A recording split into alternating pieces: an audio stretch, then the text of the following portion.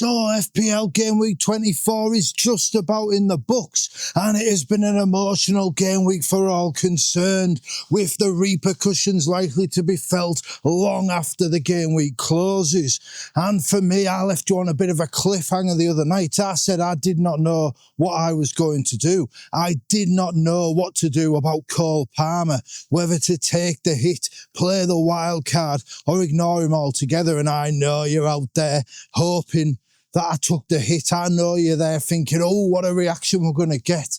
Imagine if he's taking this hit for Ekatike out and Cole Palmer in. That would be a massive 15 points deficit. But as you can tell, we're on the street pounding the beat like Reg Hollis from The Bill, rather than standing in the shed ranting and raving into the camera. And that is because I did not take the hit. I did not bring in Cole the goal. I kept Ekatike. And to be honest, it's the 13 worst points I've gained this season because they came at the expense of my beloved Newcastle. But that's the way the cookie crumbles sometimes in this game. It's not nice. It's hard. It is emotive. And it is what we have to deal with if we are to be the elite managers in the game, which we all aspire to be, whether we claim to be or not. And it's the emotions of the game that I really want to talk about to start with tonight. The emotions that this game makes us feel, the emotions that the people we play it with make us feel. Because I have, since starting my YouTube channel at first, it was a quirky little channel designed to appeal to my mates. You know, and I wasn't getting a lot of views. I did not have a big audience. And I was putting a lot of time and a lot of effort in, and it wasn't easy. It was draining of the time, draining of the energy. And this season I have simplified it all. You know, now, instead of spending 20 minutes editing things popping up all over the screen and controlling them with my hands while this stars and space whips around behind me, instead I just talk to you. I get my camera out, I go for a walk and I talk to you. I sit at my desk and I talk to you. You know, and sometimes it's the night of, like today. Sometimes the match ends, I get my boots on, I grab my camera and I pound the beat. And I get my emotions out. And that's good, because that gets it out. Sometimes I need to wait until the next morning. Sometimes I need to let the negativity settle.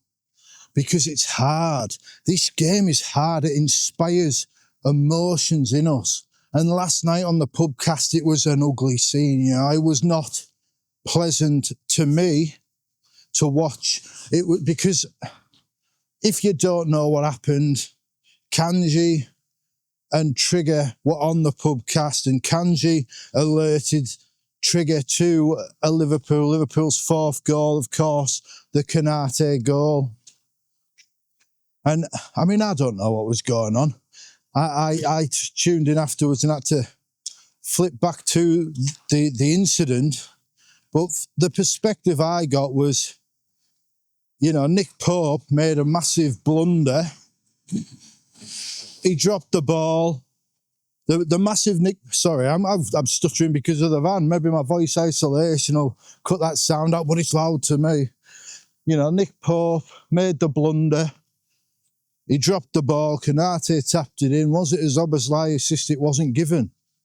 But Kanji alerted Trig, you want to watch your telly for what's about to happen. And I thought, watching it, I thought he just wanted Trig to see an amusing incident. And Trig obviously thought it was Kanji having a dig at him, you know, getting his hopes up about Virgil points, taunting him about a potential Szoboszlai assist. I don't know. And of course, Trig got upset. He swore at Kanji. He left the stream, and it left a bit of a bad taste in everyone's mouth. And, you know, it's not pleasant to see two of your mates, two people you've streamed with on multiple occasions, at each other's throats. Well, it was a one-sided. It was Trig going at Kanji, and Kanji didn't really seem to know what was going on. He didn't know if it was a joke or... And it wasn't nice to see. But I'm going to defend Trig a bit here. And you can say, oh, you're just defending the indefensible. You're defending your mate. And it's not indefensible, you know. And what I will say is that, you know, people might say this is some sort of Pubcast cartel. Here I am coming out in public defending my mate Trig, defending the indefensible. But it's not indefensible at all. And it's an emotive game. And the live, if you've not streamed, the live sector is unforgiving. It is brutal. And I don't like it. There's a reason I've never been on the Pubcast, the lock-in. There's a reason I've never gone on that stream, because we all have that Trig in us. We all have the potential to tell somebody to F off. If things don't go our way, if the mood hits us just wrong, if the pressure is cranked up. And, you know, Trig obviously did not handle it very well at all. And, you know, he can be a bit grouchy. But the thing about Trig is he's passionate about the game. He is obsessed with this game. And people mock him for that, and I don't like it. And people... the thing is, people benefit from his analysis and then they mock him for being invested. People benefit from his insights and then they mock him for caring enough to have those insights. And I'm not saying you have to accept aggressive behaviour, you know? But what I'm saying is we just need to take what happened with just a little pinch of salt. Because what happened is, it was the live setting, a man was emotional, and he told somebody to F off. Is it really the end of the world? Is it really worthy of so many abusive comments in the Pubcast video comments that Gary had to turn them off? I don't think so. You know, there was some quite nasty comments about Trig last night because he got upset, because he got emotional. But I'm going to put it to you that if you're one of these people leaving an aggressive, a nasty comment to someone for being emotional and you're not emotional, then maybe you need to take more of a look at yourself than holding the mirror up to Nick Triggerlips. You know, that's not the way. You know, Nick Trigg has put in on the Pubcast, not even his own channel, he puts in 4 hours a week, live streaming, to benefit Gary, to benefit the audience. And he got upset. And he said something a little out of turn. And I don't know if he's got in touch with Kanji afterwards. The group chat's been a lot quieter today than it normally is on match day. But it's not the end of the world. The Pubcast brings that emotional vibe to YouTube. It has the talking to your mates down the pub vibe about this game, but transmitted for the world to see. And sometimes when you're talking about a game with your mates, yeah, tell them to F off. It's not the end of the world. And like, come on now, we're all grown adults. If you're watching the Pubcast, you're not doing it on YouTube Kids. You know, you're doing it late night, post-watershed. And you might think it's a bit over the top, Trig's reaction, but I disagree, you know. I disagree. I don't think it is over the top because Nick Triggerlips cares about this game. And to tell him he's wrong for caring about this game, I don't like that. I've never liked it. First interview with Gary, I said this game is an emotional game. And when people deny those emotions, that's where the problem starts. When people deny the way the game makes them feel, that's when it comes out in other areas. Well, Nick Triggerlips didn't deny his emotion. He got it out on stream, perhaps not in a way that a lot of people would like, perhaps not in the optimum way, but he got it out, and then he went and had a nice night out with his wife. And, you know, it's better that than sulking about the game and kicking off with his wife, you know? It's an emotional game, FPL.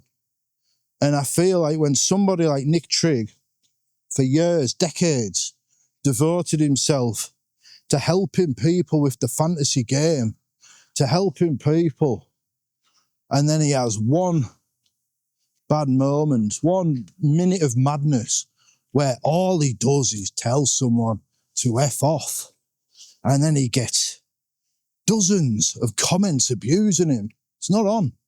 It's not on. And if you were one of those people, just ask yourself, did you make the situation better? This man who gives up his time for you and you've come in and abused him, did you make the situation better? You know, it's hard. It's a hard one because he was wrong. I'm not telling you that Trigg was right to tell Kanji to F off, to tell him he's going to kill him. He was wrong over a Zobazlai assist, murder, incited. Come on now, Trigg. But, you know, we can't control that situation. All we can control is our reaction to it. And that's what disappointed me, even more than Trigg.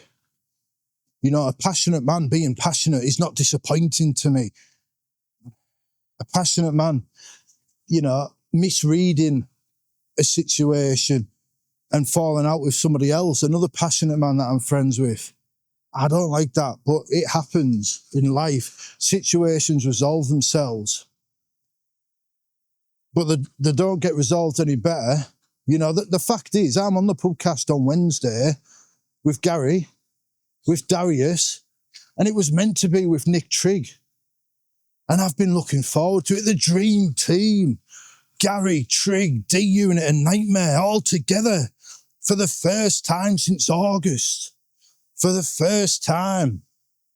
The charismatic, the passionate plunderers of points.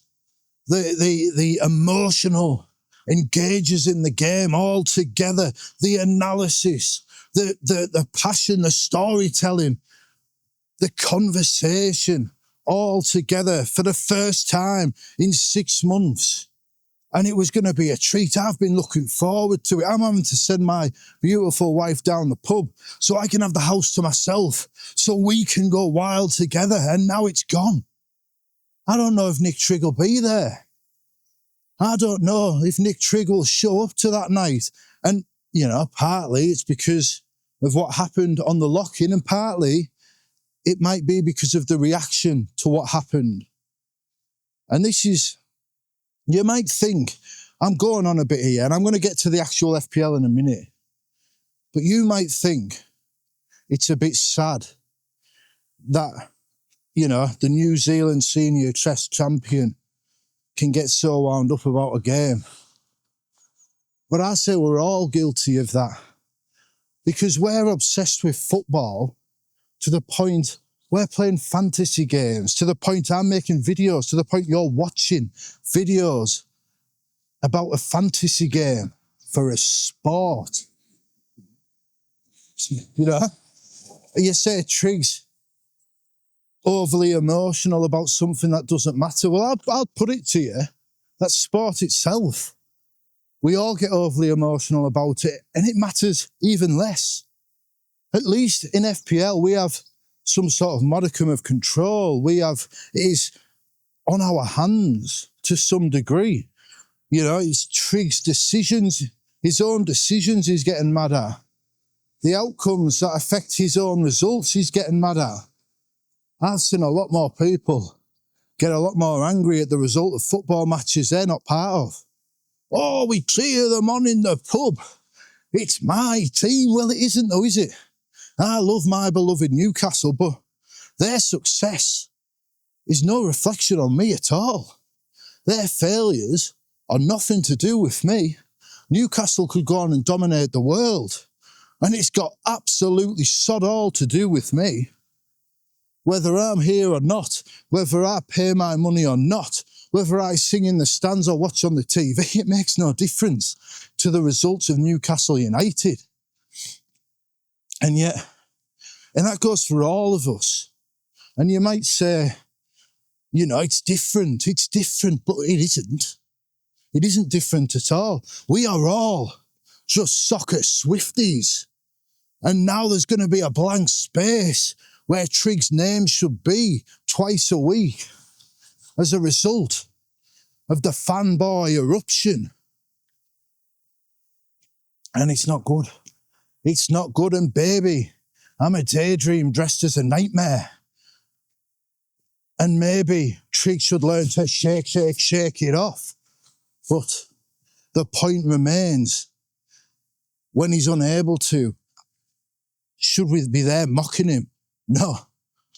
Should we be there abusing him in the comments? Absolutely not. And this is not the majority of people, but it's hard being a YouTuber. It is. It's a fun hobby. I love the connections it's made, but I'd be lying if I said it was easy to grab my boots on and come walking tonight. I wasn't in the mood. Look how dark it is. I love these walking videos. I live in one of the most scenic areas of the world. And you can't see any scenery. Oh, look at that beautiful tool station. Oh, we've got a lovely car factory coming up, and this is just to get a bit of something going on in the background. You know, so it's not just a Sinead O'Connor video. Well, nothing compares to FPL content. Nothing compares to the way this game makes you feel. And I'm belabouring the point, so I'm going to move on.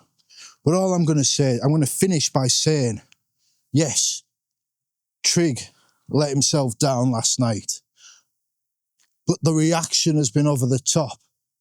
And what is more likely to happen is that this man who was given so much time, so much effort to improving our chances at this game we all love is now going to withdraw those insights. He's going to withdraw from the communication, and we're all going to be weaker for it.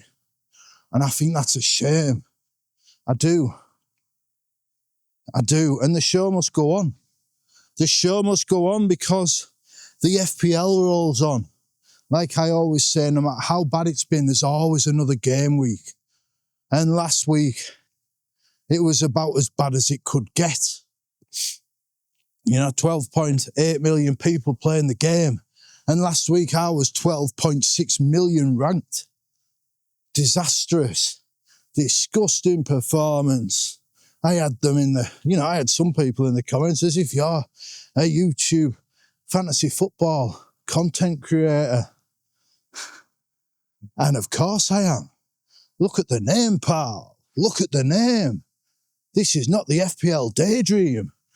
It is certainly not the FPL Wet Dream, but it is the FPL Nightmare, and it was a nightmare last week, but we turned it around a little bit this weekend, and of course, there's still that one game to go.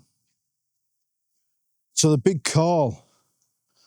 Do you know what? I'm just going to put my team straight up there. And look, as it stands, I'm on 64 points, 9 points above the safety score. From 12.6 million last week in the game week rank up to 1.59 million this week. A big turnaround, a big improvement.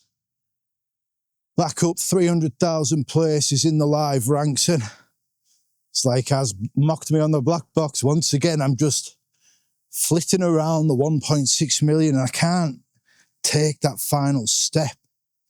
I can't seem to get over the line into that top million, but I was never going to this week because of the situation I ended up in last week. And, you know, that's fine. It's part of the game. You know, I keep saying you can't win every game week. You can't keep rising, you know. It's like the capitalism. It can't be endless growth. Sometimes there will be a stock market crash. And last week was my black weekend. But this weekend, you know, now I'm up to 1.6 million and I'm scrolling FPL team quickly. 26 points. 26 points off the top million. It's not that far. It's not that far. And, you know, it was a lot more after last week. This week, 26 points with Mukiele to go. So, Now, I know a lot of people will have Mookie Haley. A lot of people will be starting him, especially any of those with the sense to go with the Bruno Mookie Haley home rotation that I keep banging on about. 146, 149 points or something now, can't remember. And rising. We'll see what Mookie Haley, can he get an attacking return? You know, like, wouldn't it be nice for a 17-pointer? But even beyond the top million, 55 points off 500k, that is not unachievable. It's a big gap, especially when the teams are starting to converge. Top 100k, 104 points. 104 points off the top 100k, it's a big ask. But there's still plenty of game weeks to go. There's still 14 game weeks remaining. Doubles, blanks, the chips. I kept to the plan. I stuck to the plan. I rolled the transfer and I've been rewarded. 64 points. It's not spectacular. It's not, you know, going to change the world. People out there have scored more. If I'd have brought in Enzo Fernandez, you know, saying he's the obvious transfer. He is. He's, you know, you can't be a content creator and not recommend Enzo Fernandez these last couple of weeks because of the situation, because of the penalties, because of the fixtures. You see, this is what I mean. I know the optimal way to play the game. It's just not my way. Because certainly at this, if I was top 100k, I would have got Enzo Fernandez, but I'm not top 100k. I was only just top 2 million. So I need to take the chances, and I took on Enzo Fernandez. And fair enough, Enzo Fernandez, he got the 8 points or the 9 points. But I kept Ekitike. And got 13 points, and that kept me in the race. You know, Ghana, last week, I benched Tarkovsky, 8 points, started Ghana. This week, I started them both, and Tarkovsky, Ghana showed why. Because he got the DEFCONs. Tarkovsky did not. And, you know, if he'd have conceded the 2 goals, then the most Tarkovsky can get is 3 points, but a DEFCON midfielder can still get 4. And these odd points, you know, it might not be a lot, but if I get 14 odd points off Ghana extra, that's 14 more points. Then I only need 36 points to the top 500k. Only need 90 points to the top 100k. You know, but I look at my team, Henderson, 2 points. I am sick of Dean Henderson. Like, people say, don't take hits. I should have taken the hit weeks ago. I feel like every time I do one of these videos, I talk about taking a hit for Henderson, get him out. You know, if I'd have brought in Kelleher for a hit, look at the situation there.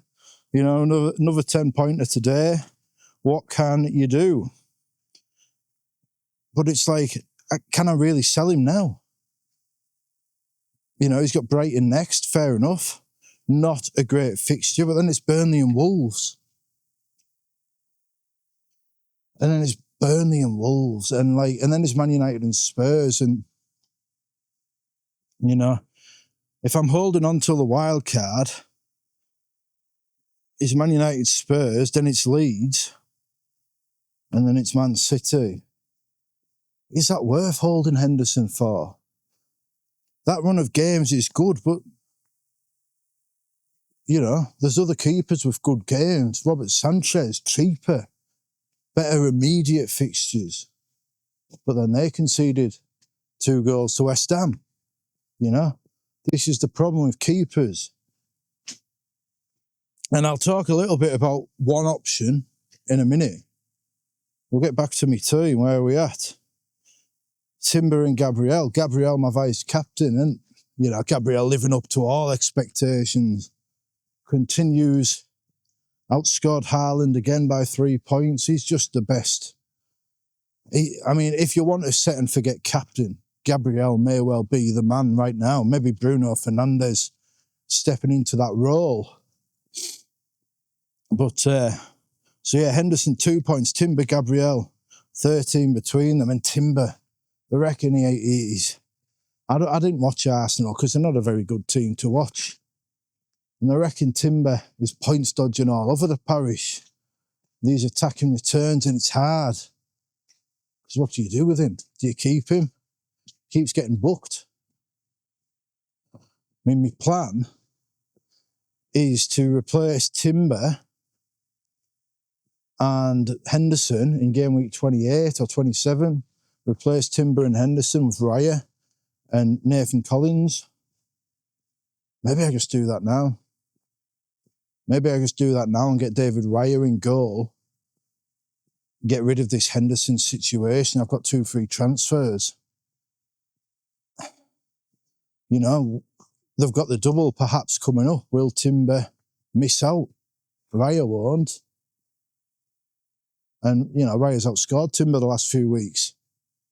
And, of course, the thing with this is, if it's an Arsenal, Man United, Man City final in the Cup, you only want 3 outfielders from those teams, because if you have 4, then you've only got 10 players in game week 31.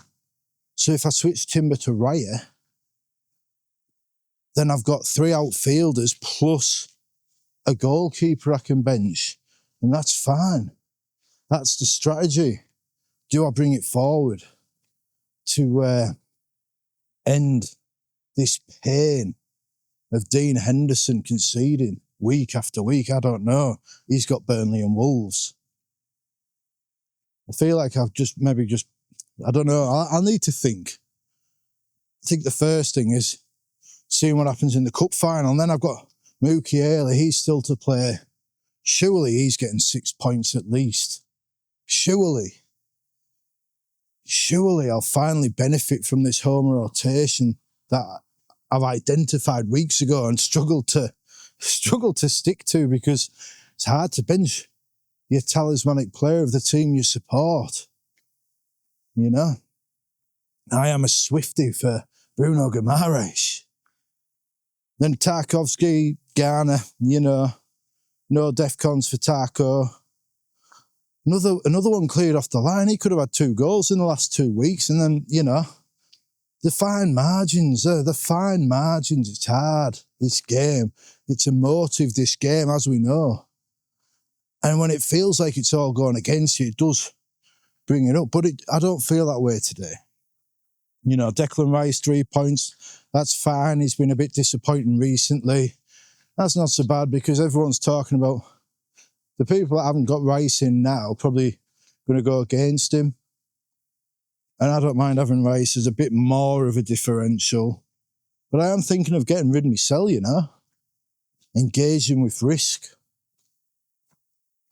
If Saka's out, maybe Madueke.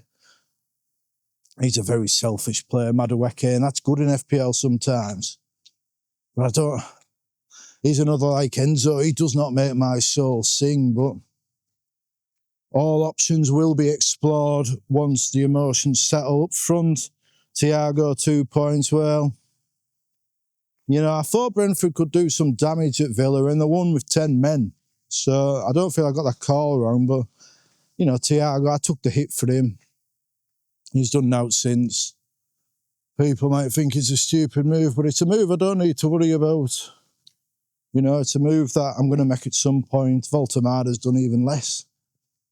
So maybe a point down, but, you know, Newcastle had 3 strikers on the bench yesterday against Liverpool. Didn't even bring Voltemada on till the end, and to be honest, he's starting to look like a bit of a busted flush.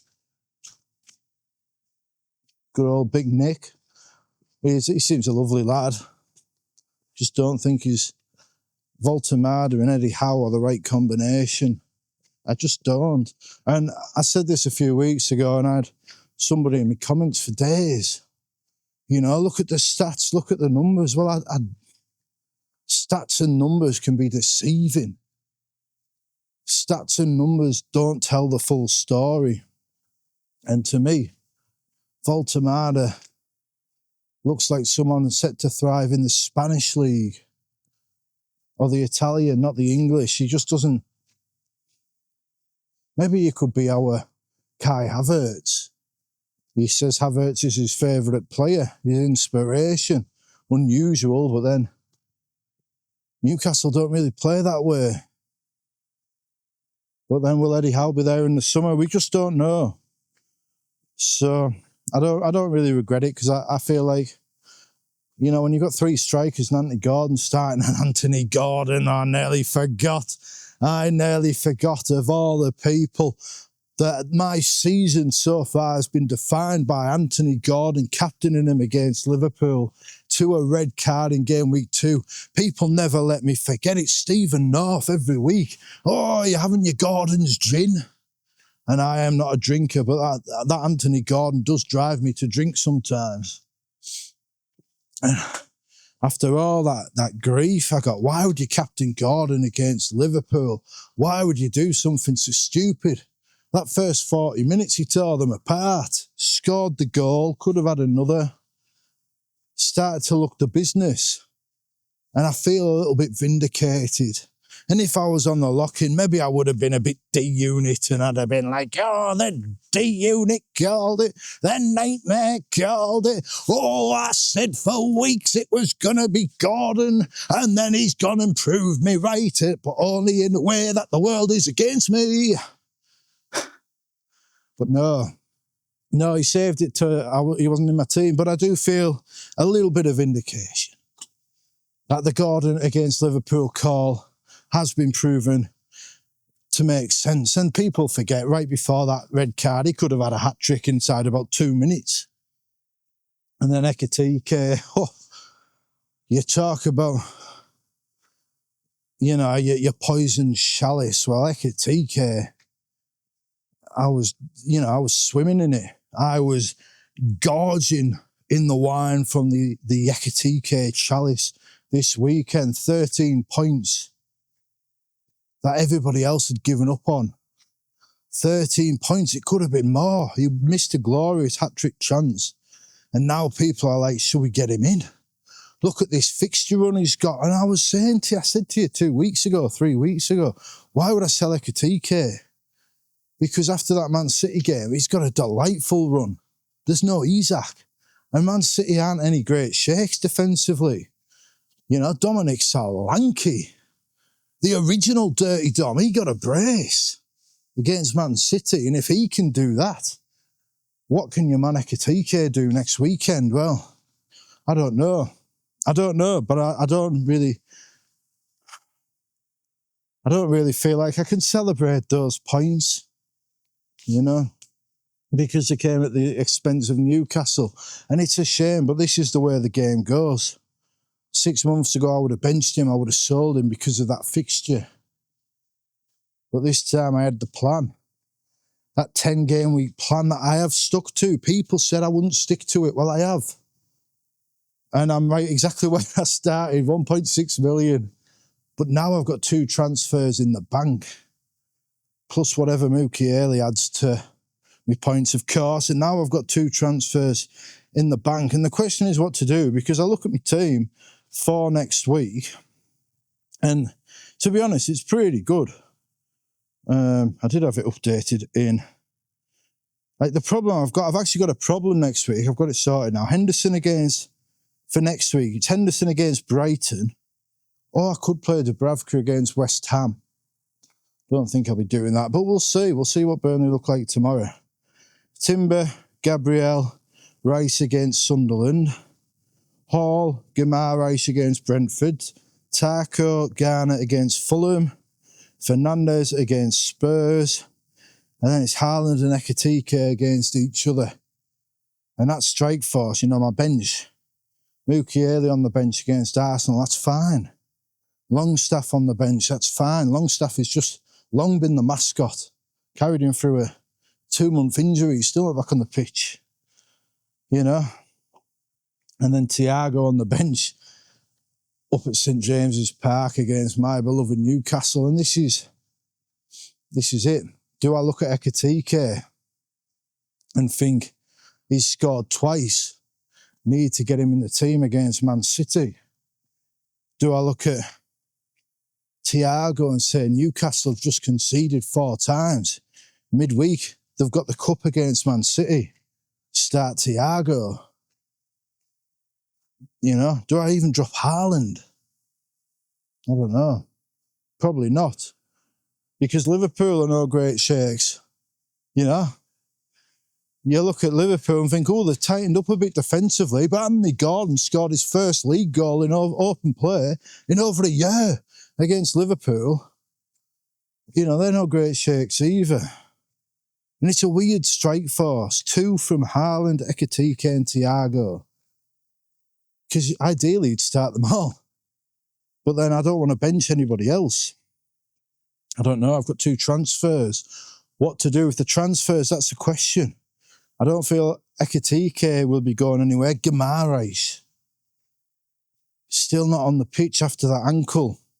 Will he even be there? I mean, if he isn't, Thiago comes in.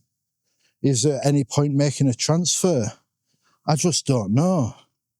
Do I do Timber and Henderson to David Raya? And I was going to do Nathan Collins, but Brentford have got Newcastle, so I don't think that's the right move. 27 is the earliest I can move for Nathan Collins, but do I get Chalobah? Wolves, Leeds, Burnley. Is Chalobah the one? Is that extra transfer to get Chalobah for 3 games? Cucurella maybe. Raya in goal and then Chalobah in defence for 3 games before pivoting to Nathan Collins in 28. It would work. It would work beautifully. And it's a possibility, I'm not going to lie, but we're going to leave it. And we're going to see how the Sunderland match plays out. We're going to see if Guimaraes can make the field in midweek. We're going to see what happens. And we're going to be patient and we're going to be calm. Just like we were this week, where we got the green arrow. We were patient and we were calm with Ekitike and he got the 13 points. And of course, we've been talking about Nick Triggerlips and he wasn't patient and he wasn't calm. But that's understandable too. And we need to be a bit more patient and understandable with people who care so much about this game and who give so much of themselves to it for our benefit. So, I feel a bit like Jerry Springer. Final thoughts. Be nicer to yourselves. Be nicer to yourselves and each other. Thanks for watching. We will see you next time.